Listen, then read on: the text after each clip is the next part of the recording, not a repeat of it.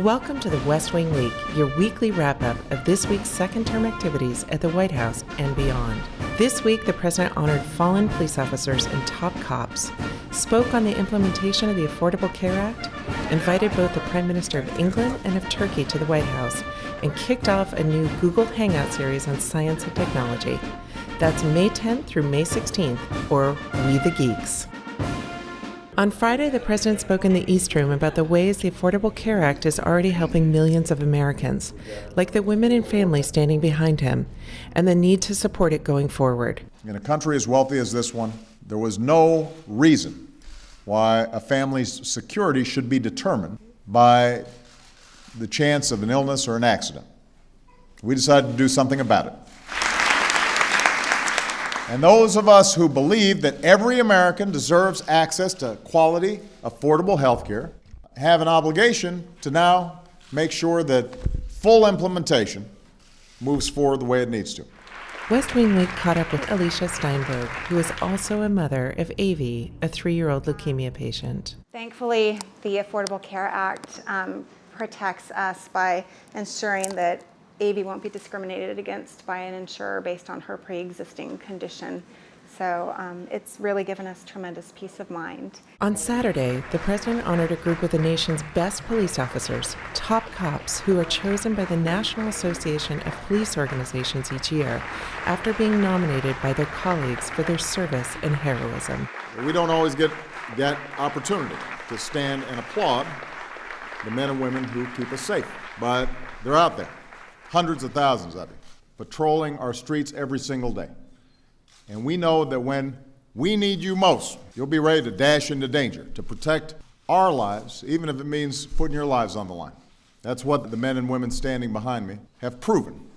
Their heart, their courage, their dedication. On Monday, Prime Minister Cameron arrived from London for a bilateral meeting in the Oval Office and then a press conference where they honored the strength of the alliance between the United States and the United Kingdom. The United Kingdom currently holds the presidency of the G8 and will host the group's next summit in June in Northern Ireland.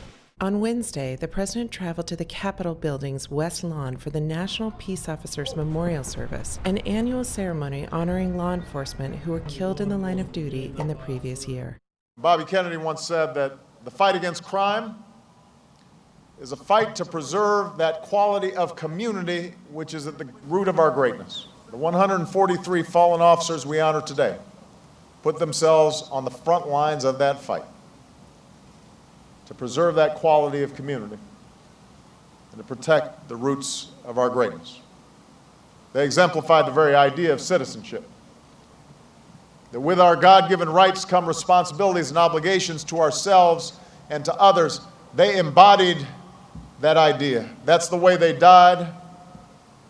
That's how we must remember them, and that's how we must live.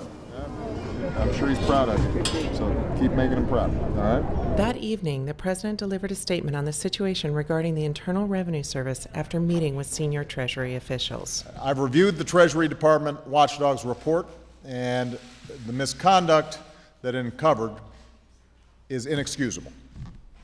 It's inexcusable, and Americans are right to be angry about it, and I am angry about it.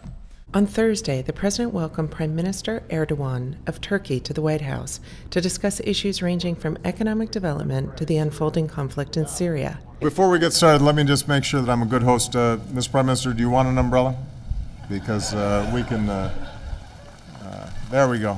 That's good. You guys, I'm sorry about it. But meanwhile, next door in the EOB, the White House kicked off the We the Geeks, a new series of Google Plus Hangouts with administration officials and key private sector contributors that highlight the future of science, technology, and innovation. That afternoon, the President convened a meeting with Secretary Hagel, Chairman Dempsey, and service secretaries, service chiefs, and senior enlisted advisors to discuss continuing efforts to address sexual assault in the military. This is a priority, and we will not stop until we've seen this scourge from what is the greatest military in the world eliminated.